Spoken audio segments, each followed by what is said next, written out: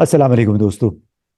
आज एक बार फिर पाकिस्तान की सियासी हालात के हवाले से गुफ्तगू के लिए आपकी खिदमत में हाजिर हैं। आज हम आपकी मुलाकात करवा रहे हैं असद अली तूर साहब से। आप इनके वीलॉग्स देखते होंगे एक्स पे यानी ट्विटर पे।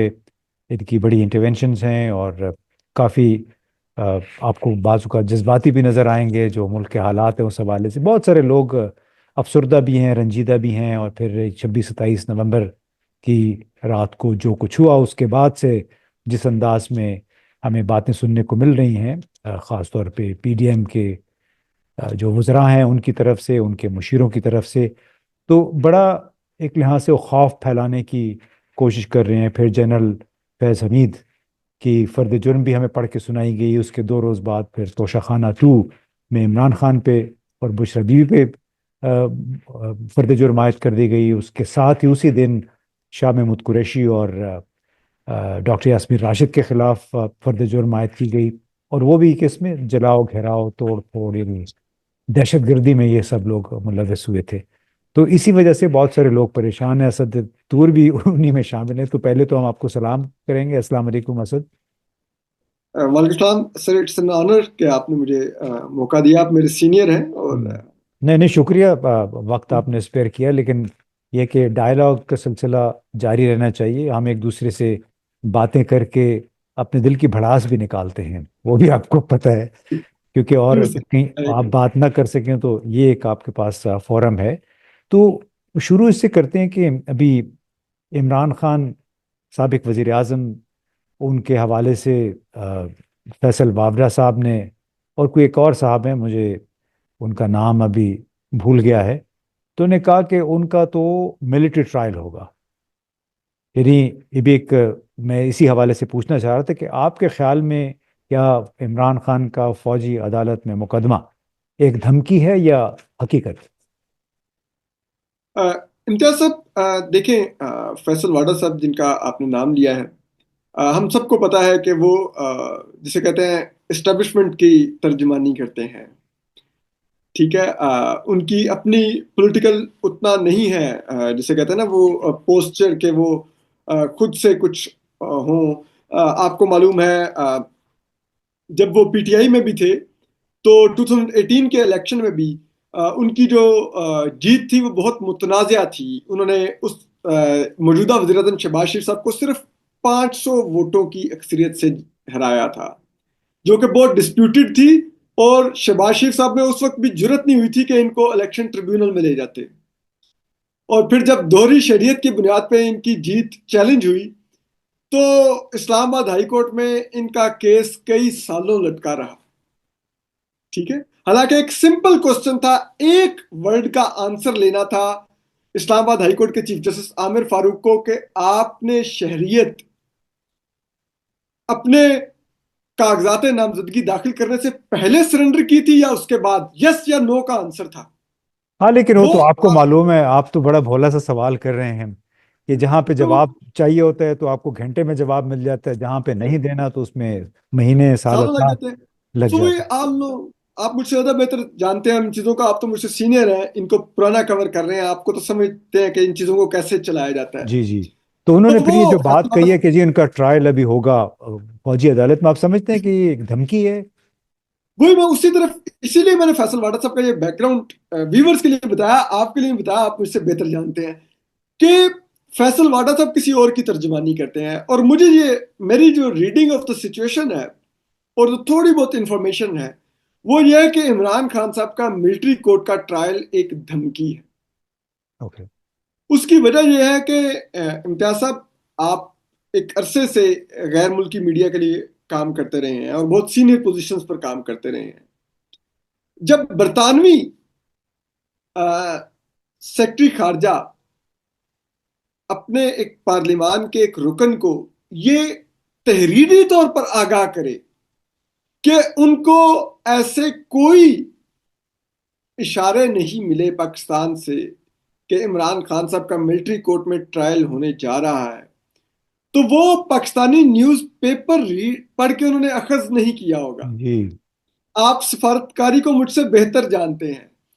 ये डायरेक्ट पाकिस्तानी हुकाम से ना सिर्फ मिलिट्री स्टैब्लिशमेंट से बल्कि सिविल गवर्नमेंट से भी डायरेक्टली पूछा गया होगा कि आप लोग ये करने जा रहे हैं, और यहां से जब डिनाई किया होगा कि ऐसा कोई इरादा नहीं है, तो उन्होंने वहां पर तहरीरी तौर पर जवाब दिया होगा कि पाकिस्तानी अथॉरिटीज का कोई ऐसा इरादा नहीं है। ओके। तो अब जहां पर सूरत हाल पहुंची हुई है, क्योंकि इमरान खान साहब जो अली मीन गंडापुर साहब ने भी बार बार अब एक टर्म यूज भी की कि सोमनाथ के मंदिरों की तरह हम हमले करते रहेंगे जब तक कि हम फतह ना कर लें। तो इस्टेब्लिशमेंट को यह भरपूर अंदाजा है और बहुत बखूबी अंदाजा है कि इमरान खान साहब की जो एक स्ट्रेंथ है वो मुजाहरे हैं, वो अनसर्टेनिटी क्रिएट करना है। जब भी वो पोजीशन में होंगे, चाहे वो 2018 से पहले भी जब अपोजिशन में, तो वो यही कर रहे थे। और इस्टेब्लिशमेंट इस वक्त चाहती है कि किसी तरह से इस क्यास का खात्मा करके जो गवर्नमेंट उन्होंने इंस्टॉल की है उसको चलाया जाए, जो कि इमरान खान के इन बार बार मुजाहरों की वजह से मुमकिन नहीं हो पा रहा। तो वो इमरान खान को ये मैसेज देना चाह रहे हैं कि आपको हम यहां पर भी ले जा सकते हैं। और पीटीआई की जो क्या अभी बाहर जो क्यादत है उसमें भी खौफ पैदा करना चाह रहे हैं कि उसका नतीजा ना सिर्फ इमरान खान के लिए बुरा हो सकता है, बल्कि आप सबके लिए बुरा हो सकता है, पार्टी बैन हो सकती है, कुछ भी हो सकता है। अच्छा, ये तो तो काफी सारी ये बातें तो हम सुनते जी आए हैं ना कि इनको धमकियां मुख्तलिफ तरीके से दे रहे हैं। जी। उसमें एक तो बड़ा ये बुनियादी सवाल उठता है, आप चूंकि रोजाना लोगों से मिल भी रहे हैं, तो क्या इन तमाम इकदामात से एक ऐसी पार्टी जिसको इन्होंने दीवार के साथ लगा दिया, लेकिन वो इनके हर कदम के साथ साथ मकबूल उनका लीडर होता चला जा रहा है, क्या ये अपने मकासद हासिल कर पाएंगे? खासतौर पर जो फैज़ हमीद के हवाले से इन्होंने एक शोशा छोड़ दिया कि फर्द जुर्म आयद कर दी गई है, तो उसकी बुनियाद पे आपने भी जो कहा कि इस हुकूमत को चलाना है, तो क्या हुआ कि इस हुकूमत को ये चला पाएंगे तमाम तर ये इस वक्त जो सूरत हाल है उसके बावजूद? इम्तियाज साहब, मुझे बहुत ही मुश्किल लगता है कि ये चला पाएंगे, बल्कि नामुमकिन लगता है। देखिए, इमरान खान के साथ तो इनका रोमांस था, तो वो रोमांस 3 साल बाद खत्म हो गया। पीएमएलएन के साथ तो इनका रोमांस नहीं है। पीएमएलएन इनकी वक्ती तौर पे मजबूरी बनी है, क्योंकि इमरान खान से लड़ाई होगी। ठीक है। तो अब अगर आप देखें, चलाने की जहां तक बात है, अ, पिछले 2 साल से, क्योंकि मियां शहबाज शरीफ साहब को हमें 9 अप्रैल 2022 से प्राइम मिनिस्टर काउंट करना होगा, ये जी, पिछले 6 माह से नहीं काउंट करना होगा। बिल्कुल ऐसे ही तो है। वो 2022 से प्राइम मिनिस्टर है, अप्रैल से। ठीक है। क्या सऊदी सरमायाकारी आई? सिर्फ अभी पिछले 6 माह में बकौल इसी हुकूमत के उनकी सऊदी वलीयत से 5 मुलाकातें हुई हैं। 6 माह में 5 मुलाकातों के बावजूद आप $1 की ना सिर्फ सऊदी अरब से सरमायाकारी नहीं ला सके, बल्कि जो आप उनसे बार बार मिन्नत कर रहे हैं कि आप डेफर्ड पेमेंट पे हमें पेट्रोल ऑयल दे दें, वो नहीं उन्होंने दिया अभी तक। आप क्यों मजाक उड़ा रहे हैं? मतलब वो तो हमें स्पेशल इन्वेस्टमेंट फैसिलिटेशन काउंसिल, फिर हमारे वजीर आजम, वो तो कह रहे हैं कि यहाँ पे तो अब डॉलरों की बहार हो जाएगी, बड़ी ज़बरदस्त किस्म की सरमाकारी आ रही है। आपको इनके मंसूबों पे, इनके प्रोजेक्ट्स पे यकीन नहीं है क्या? नहीं, मैं यकीन कहूंगा, इम्तियाज साहब आप मुझसे ज्यादा बेहतर जानते हैं और आप इस सब चीजों को मेरे से ज्यादा स्टडी करते हैं। जब सिर्फ वो डेफर्ड ऑयल पेमेंट की फैसिलिटी नहीं हमें देना चाह रहे, डेफर्ड पेमेंट पे ऑयल फैसिलिटी, तो आप सोचिए कि बाकी सरमायाकारी तो बहुत दूर की बात है। और अगर आप पिछले कई माह का ट्रैक रिकॉर्ड देखिए, तो शहबाज शरीफ साहब ने जितने भी बैरूनी दौरे किए हैं या बैरूनी रहनुमा यहाँ आए हैं, इवन के बेलारूस के भी अगर प्रेसिडेंट यहाँ पे आए हैं, तो सिर्फ एमओयू साइन करके गए हैं, कोई सरमायाकारी नहीं करके गए वो। अब क्या बात करें, अभी चीन में माशाल्लाह उनकी भतीजी गई हुई हैं, बड़े वो एमओयूज वगैरह एमओयू कर साइन रही हो रहे हैं। हैं सर, लाहौर को स्मार्ट सिटी बनाना है। एमओयू साइन हो रहे हैं। और एमओयूज आप मुझसे ज्यादा बेहतर जानते हैं, 95% एमओयूज कभी मटेरियलाइज नहीं होते। वो एक इंटरेस्ट होता है कि मैं इम्तियाज साहब की जो बैक पे बहुत ही रिच कबर्ड लगी हुई है, बुक से भरी हुई, मैं इम्तियाज साहब को कह सकता हूँ कि मुझे आपकी ये लाइब्रेरी पसंद आई है, तो हो सकता है मैं कि आपसे खरीदने का सोचूं, मुझे पसंद बहुत आई है। आप भी मुझे कह सकते हैं हाँ ठीक है, सब देख लेंगे। और एक हम एक इरादा, इरादा एमओयू नहीं। मतलब आप जाहिर कर सकते हैं कि मैं भी ये हाँ, खरीदना चाहता हूँ। तो लेकिन ये बताएं कि इन्होंने फिर ना, एक तरफ तो बज़ाहिर जो हमारी मईशत है उसमें उसको कोई बहुत बढ़ावा नहीं मिला, यानी गैर मुल्की सरमाकारी अभी तक नहीं आई जो आप बता रहे हैं। दूसरी ये बात कि क्या आप समझते हैं, चूंकि आप सुप्रीम कोर्ट और हाई कोर्ट भी बहुत जाते हैं, उसके सामने भी आप अपने वीलॉग वगैरह करते रहते हैं, कि पीटीआई की मुखालफत में, मतलब महज एक शख्स की मुखालफत में उसको जेल में डालने के लिए इन तमाम लोगों ने, पीडीएम हुकूमत और हुकूमतकार जो हैं, अब समझते होंगे मैं क्या कहना चाहता हूँ, कि इन्होंने अपने साथ साथ सुप्रीम कोर्ट का जो वकार है, उसका, उसकी जो इज्जत थी, उसको भी दांव पे लगा दिया। बुनियादी जमहूरी हुकूक जो हैं उस पे भी कदगन लग गई, क्योंकि बहुत सारे इख्तियारात जो थे वो कहीं और मुंतकिल हो गए। मैं आपकी बात को सेकंड करता हूं और इसी में ऐड करूंगा कि देखिए, पाकिस्तान की सुप्रीम कोर्ट कभी भी इंडिपेंडेंट उस तरह से नहीं रही।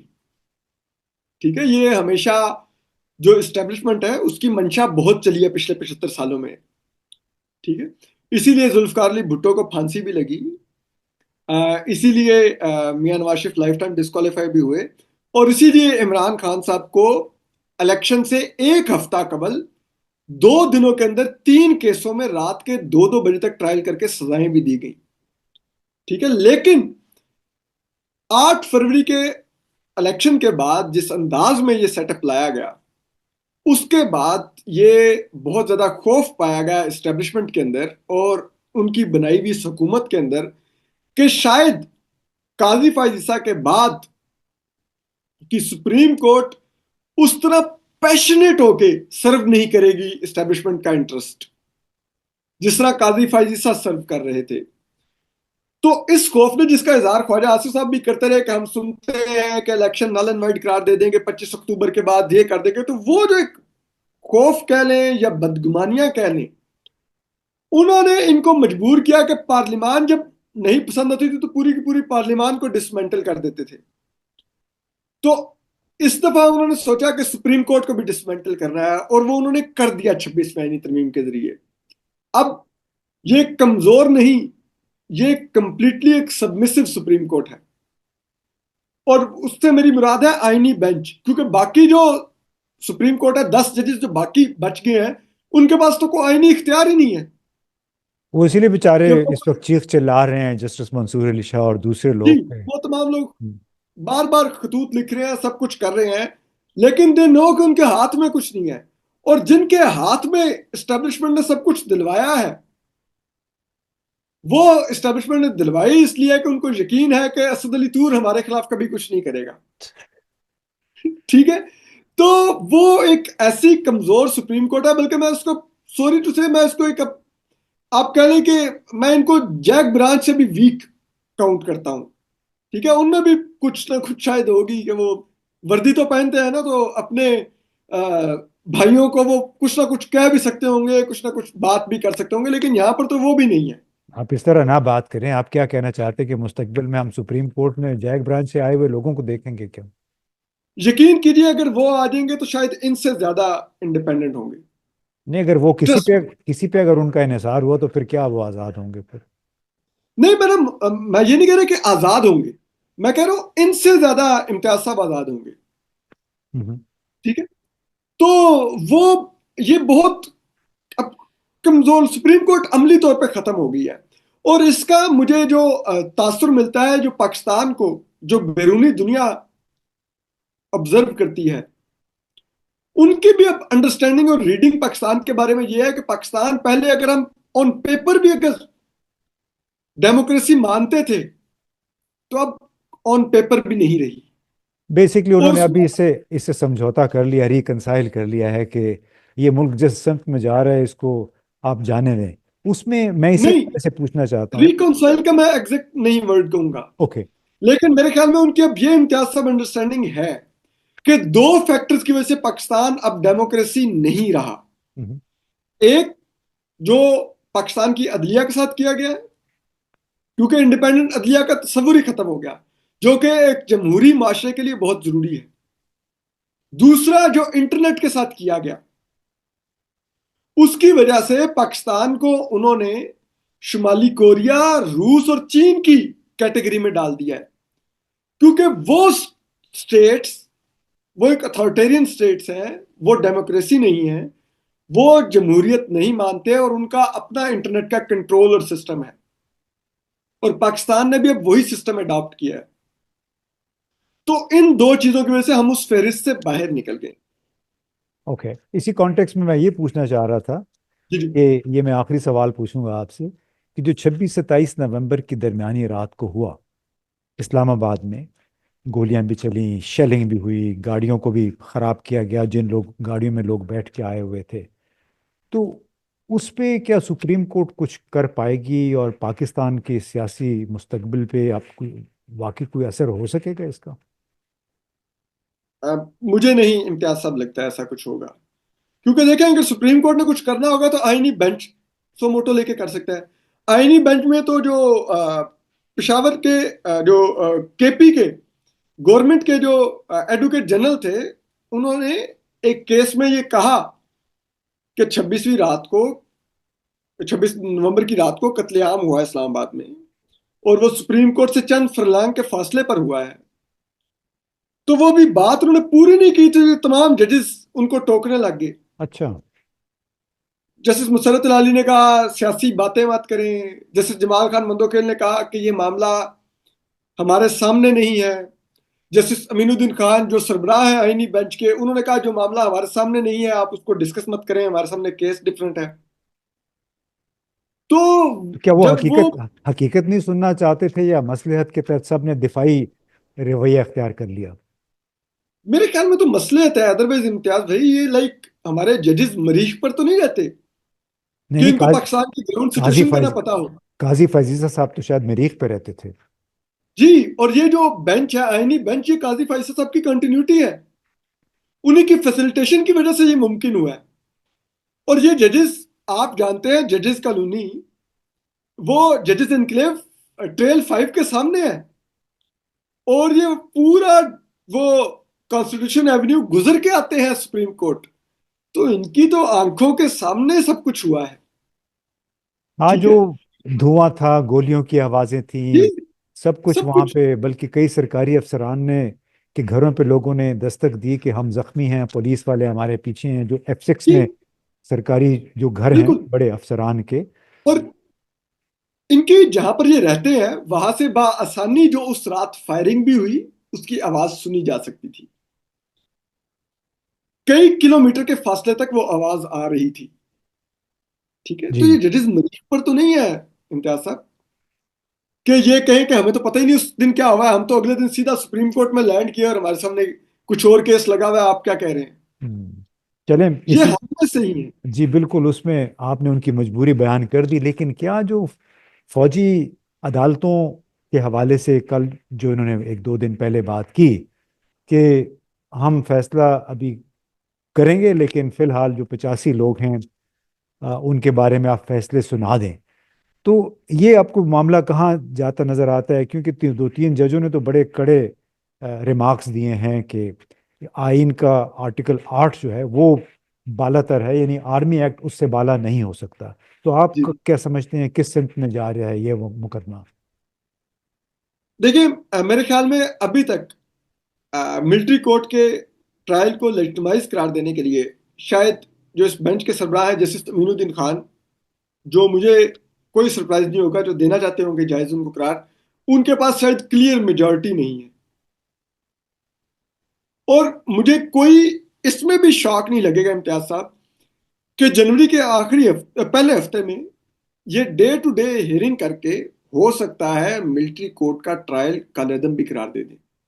ओके। क्योंकि उसकी वजह यह है कि पर्पस तो सर्व हो गया। पर्पस था कि इम्तियाज साहब को साल डेढ़ हिरासत में रख के सबको पैगाम देना था कि हम अगर किसी चीज पर आ जाएं तो माइट इज राइट। ठीक है। बदमाशी। तो वो साल 2 साल हमने रख लिया। अब बेशक वो उनकी ट्रायल का कदम हो भी जाएंगे। ठीक है। लेकिन एक डिटरेंस क्रिएट हो जाएगा कि हम किसी को भी चाहें 1.5 2 साल आसानी अपने पास रख सकते हैं, और यहां तक कि हम उसको फॉर द टाइम बीइंग सजा भी सुना सकते हैं। क्योंकि बिल्कुल। देखिए, अब जो सजाएं होंगी, अल्टीमेटली ये सजाएं हाईकोर्ट में अपील में तो जानी ही थी, तो वहां से भी तो कालेदम हो ही सकती थी। तो वाई नॉट सुप्रीम कोर्ट से करवा ली जाए। लेकिन तब तक यह है कि हमने 1.5 2 साल उनको जेल में भी रख लिया। हाँ, बुनियादी मकसद था कि किसी को जलील वो करना अजीब है, हो गया। नीचा दिखाना है, जेल में रखना है, लोगों को डराना धमकाना है। वो उनका मकसद हासिल हो के चले। बड़े अपने दिलचस्प जाविया ये फराहम किया है कि डराने धमकाने के लिए, 2 साल जेल में रखने के लिए सारे इन्होंने हरबे आजमा लिए। अब अल्लाह करे जो जिस उम्मीद का आपने इजहार किया कि जनवरी के पहले हफ्ते में हो सकता है कि फौजी अदालतों के ट्रायल्स जो है वो मुकम्मल तौर पे कलअदम करार दे दिए जाएं, बड़ी अच्छी लेकिन बात इसमें होगी। एक चीज इम्तियाज साहब, सॉरी मैं एक ऐड कर जी दूं। जी। लेकिन अगर ट्रायल का कदम करार देंगे भी, तो ये जरूर करेंगे कि ये जो आर्मी एक्ट की कुछ शिकें, जिनके तहत ये समझते थे कि सिविलियंस का ट्रायल हो सकता है, उसको पिछले बेंच ने कालेदम करार दे दिया था। ये हो सकता है उन शिकों को रिस्टोर कर देंगे, चलें ताकि उस मुस्तकबिल में हाँ फौज के उस हाथ में हथियार हाँ, नहीं, रहे। उसमें देखेंगे क्योंकि जो जस्टिस मंदोखेल ने जो रिमार्क्स दिए हैं, बड़ा उन्होंने एक वाज़ेह पोजीशन ली है ना। मोहम्मद अली मजहर साहब ने, मुसरत हिलाली साहब ने भी, कि भाई आर्टिकल 8 में ये चीज़ें लिखी हैं, उसमें दो इस्तिस्ना हैं। और इस्तिस्ना ये है कि कोई फौज का है, पुलिस का है, अपनी ड्यूटी जी। के दौरान जो कुछ अगर वो डिसिप्लिन की खिलाफ वर्जी करेगा, तो उसके ऊपर इन हुकूक का इतलाक नहीं होगा, वो आपका महकमा ही कार्रवाई कर सकता है। और उस हवाले से बड़ी दिलचस्प उन्होंने एक सवाल ये उठाया कि भाई किसी अगर बगैर महकमे के कोई पाकिस्तानी शहरी है, तो उसके ऊपर आप फिर कौन सा आर्मी एक्ट उसके ऊपर भी आप लगाएंगे। तो बड़ी जबरदस्त बहस चल रही है। दुआ ये करें कि इसमें से कोई अच्छा पहलू निकले पाकिस्तान के लिए, पाकिस्तान के शहरियों के लिए, शहरी हुकूक के लिए। तो इंशाल्लाह फिर आपके साथ दोबारा कोई नशिस्त करेंगे, आपके पास वक्त हुआ जी। तो। बहुत बहुत शुक्रिया।